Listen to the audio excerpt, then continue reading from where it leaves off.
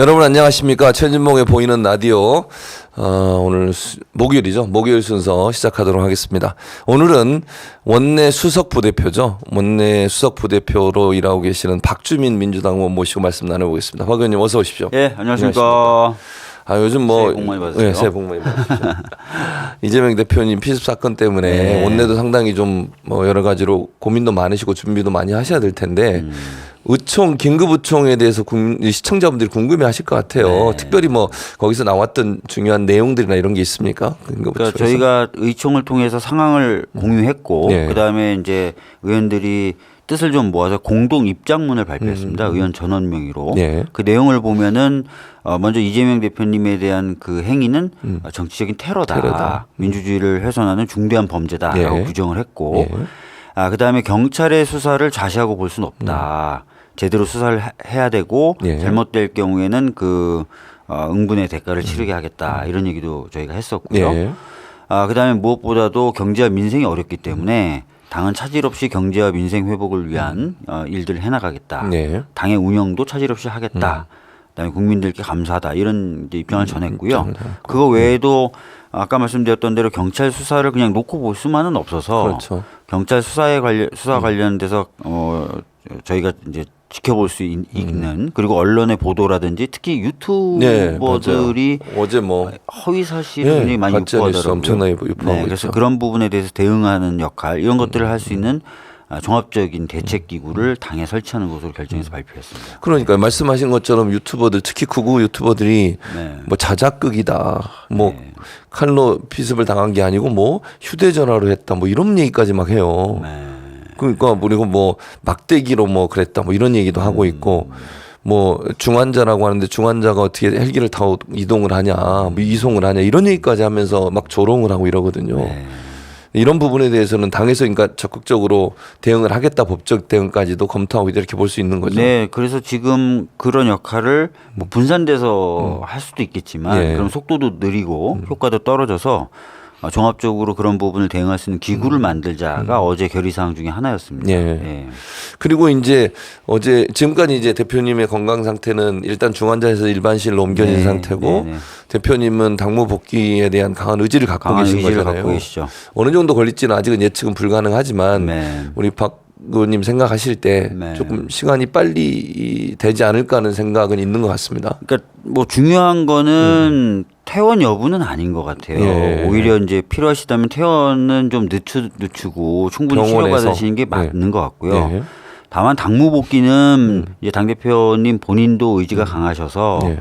뭐 좀 빠른 시간 내에 이루어질 것으로 보여지고요. 예. 근데 당무 복귀 하셔서 정상적으로 당무를 하실 수 있는데 건강 상태도 안 좋으신데 막 나오시기는 그렇죠. 좀 그거는 어렵죠. 아니죠. 예. 네, 그게 제일 중요하죠. 건강 네. 상태 제일 중요한 거니까 네, 네. 지금 상황에서는.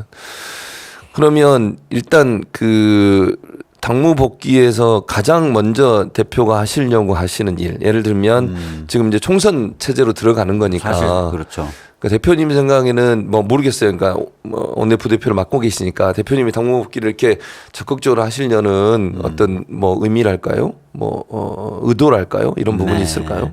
기본적으로 이제 1월 9일이 되면은 예. 좀 남아있는 과제가 없진 않지만 원내 이슈의 대부분은 정리가 됩니다. 정리가 되고. 아시다시피 이제 쌍특검법 같은 경우도 지난번에 통과를 시켰고 네. 이태원 특별법이 남아있는데 1월 9일 날 통과시키는 것으로 의장과 이미 합의가 됐기 때문에 예.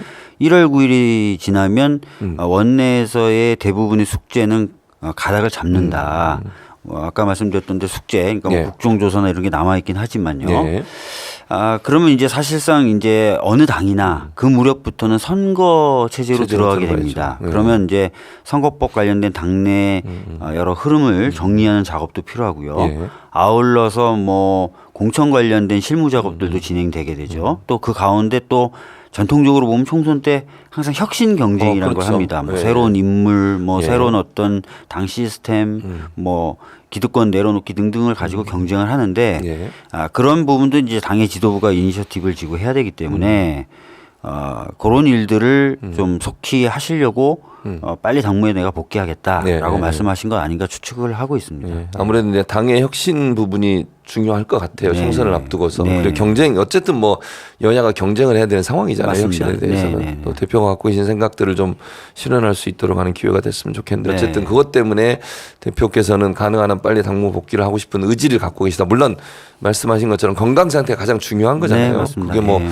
그게 뭐 후유증이 남거나 이러면 안 되는 거니까 네. 건강 상태 저는 봐가면서 그리고 하면 할 것 같아요. 모르겠습니다. 뭐 우리 대표님이 굉장히 강단이 있으신 네, 분이고 그렇죠. 남들이 봤을 때 정말 저런 정신력은 없다라고 얘기할 정도의 정신력을 갖고 계시긴 하지만 놀라시지 않으셨어요? 놀랐죠, 당연히. 굉장히 저도 화면 보고 깜짝 네. 놀란 것 중에 하나가 그 잔인함도 잔인함인데 바로 앞에까지 올 때까지 웃으면서 다가오고. 맞아요. 근데 갑자기 사인하겠다고 펜하고 예. 종이까지 들고 왔대요. 그러니까 아마 굉장히 놀랐을 거예요. 굉장히 놀라죠. 예. 그래서 그런 어떤 심리적인 부분도 좀 살펴봐야 되지 않을까라는 개인적인 생각이 좀 있습니다. 예. 어쨌든 대표님이 인생을 돌아보면 진짜 어렵고 힘들게 사셨잖아요. 네. 그 어려운 시간들을 다 겪어내고 본인의 팔도 사실은 뭐 부상을 당할 정도로 그런 일도 있었고 네. 지금까지 오셨기 때문에 불사조처럼 다시 또 일어서리라고 생각합니다. 네. 그렇게 다 믿고 있고요.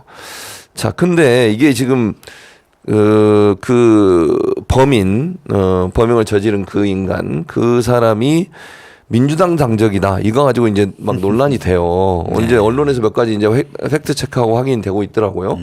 그러니까 처음에 보도는 민주당 당원이다 이러면서 민주당 내에 무슨 내분이 있는 것처럼 갈라치기 하는 것처럼 이렇게 갔는데 알고 봤더니 국민의힘 전신의 당에서 오랫동안 당원으로 있었고 최근에 민주당으로 가입했다. 이게 지금 팩트인 거죠. 네. 그리고- 그게 지금까지 드러난 팩트인 것 같습니다. 물론 네. 이제 최종적으로 경찰이 좀 확인해 줄 필요가 있어요. 이 정확한 확인을 위해서 어제 보도에 따르면은 그리고 당의 공식적인 브리핑을 보면은 경찰이 국민의힘과 예.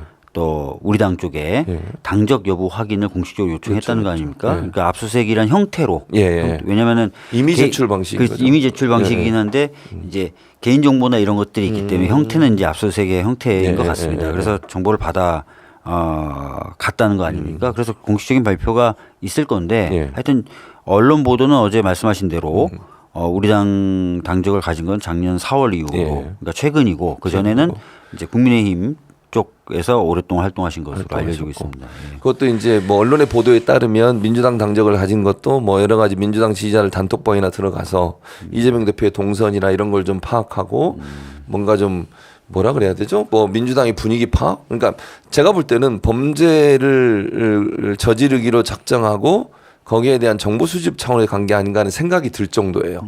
그런 의도를 갖고 들어가지 않나는 생각이 들고. 그리고 이 사람이 이재명 대표가 참석했던 여러 행사들에 또 여러 번 뭐 언론 보도에 따르면 서너 번 네. 참석한 걸로 알려지고 있잖아요. 네, 실제로 제가 이제 을지로 위원장도 겸하고 네, 네, 있는데요. 을지로 위원회 차원에서 부산 전세 사기 피해자와의 간담회를 대표님 모시고 진행한 적이 있어요. 예. 간담회 자체는 굉장히 좀 감동적이었고 성공적이었는데 나중에 봤더니 섬뜩하게도 예. 그 자리에 그 자리에도 있었어요. 있었다 그러더라고요. 네. 그래서 저희들로서는 굉장히 좀 아연실색하는 그렇죠. 상황이었습니다. 예. 그 사람이 아마도 여러 번 시도를 하려고 했든지 아니면 어떻게 이제 어떤 방식으로 공격을 할지 이런 부분들을 파악하기 위한 수단이 아니었나는 생각이 들어서 말씀하신 섬뜩해요 진짜. 네. 그러니까 살해 의도가 있었다고 본인이 얘기를 하잖아요. 본인이 얘기했다고 하고 지금 뭐 허위 뉴스, 가짜 뉴스로 발로 말씀하신 대로 뭐 종이 칼, 뭐 예. 휴대전화, 뭐 젓가락 이런 얘기가 나오는데 경찰 입장에서의 확인도 흉기라는 것 아닙니까? 흉기라는 거죠. 예, 그렇기 때문에 그런 것들 가지고 다니면서 좀 굉장히 좀 아찔한. 그렇죠. 예. 그리고 이게 대표님이 이제 피해를 당하셨지만 어느 정치인이든 저런 상황에서는 그런 피해를 당할 수 있는 위험성은 충분히 존재하는 거잖아요. 이제 하죠. 또 예. 총선 과정에서는 밀착해서 스킨십하고 사람들하고 손도 잡고 네. 이런 경우가 많은데 많습니다. 저런 의도를 가지고 만약에 흉기를 숨기고서 그런 행동을 하면 어떤 누구든 그 여야를 가리지 않고 다 피해자가 될 수 있는 거잖아요.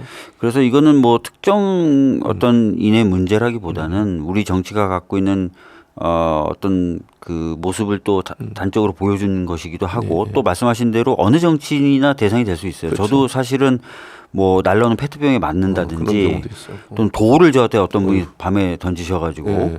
그 선거 때 유세하는데 예. 이제 그 짱돌을 누가 맞진 던져가지고 않으셨어요, 맞진 그리고? 않았어요. 제가 다행이다. 선거차 예. 유세차에 타고 있었는데 예. 큰일 날 뻔했던 일이 있고 그런데 다 물어보면은 한두 번씩 유사한 경험들을 다 했다. 하셨더라고요. 정치인들은. 네, 하셨더라고요. 예, 예. 예. 그러니까 결국 이 부분에 대한 어떤 대책도 좀 필요한 것 같아요. 예. 필요한 것 같고.